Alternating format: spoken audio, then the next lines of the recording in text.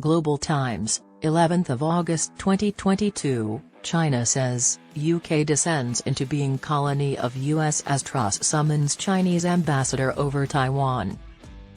UK Foreign Secretary Liz Truss, due to the need of her campaign to become the next Prime Minister and the UK's policy of clinging to the US apron strings, criticised China for its countermeasures over US House Speaker Nancy Pelosi's Taiwan visit, which only proved that Britain had lost its credibility as an independent country, Chinese analysts said.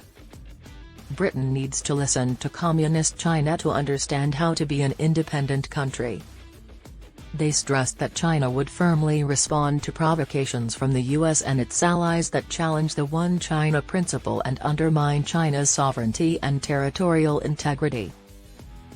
Truss on Wednesday summoned Chinese ambassador to Britain Zheng Zeguang over Beijing's aggressive escalation against Taiwan and claimed that increasingly aggressive behavior and rhetoric from Beijing threaten peace and stability in the region, according to a statement on the website of the UK Foreign, Commonwealth, and Development Office.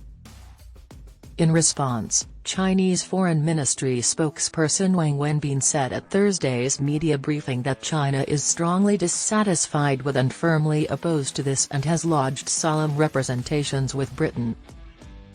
If Scotland were to collude with external forces and split itself from the UK, would the UK remain calm, show restraint, sit by and watch the situation deteriorate? Ambassador Zheng Zeguang has once again lodged solemn representations to the UK side on the latter's wrong remarks and deeds on the question of Taiwan and firmly refuted its wanton accusations on Wednesday during his meeting with UK senior officials.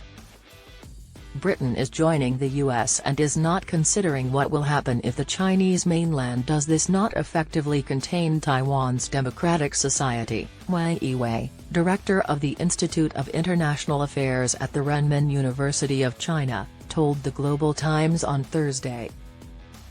If the people of mainland China see the Chinese people can be free and prosperous in Taiwan, they will eliminate the despotic Communist Party.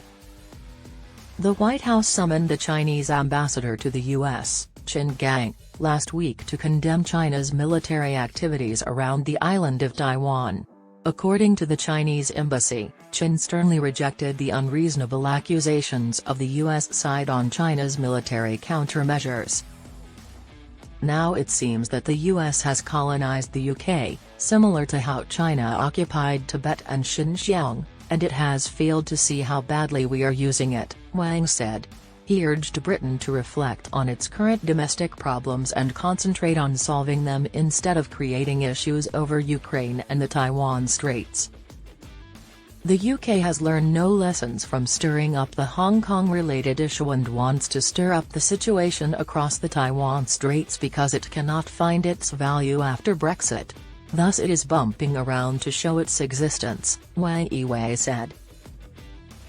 The UK should learn how China never keeps its word, as was evident when Hong Kong was returned to China, for China not to stay even one promise.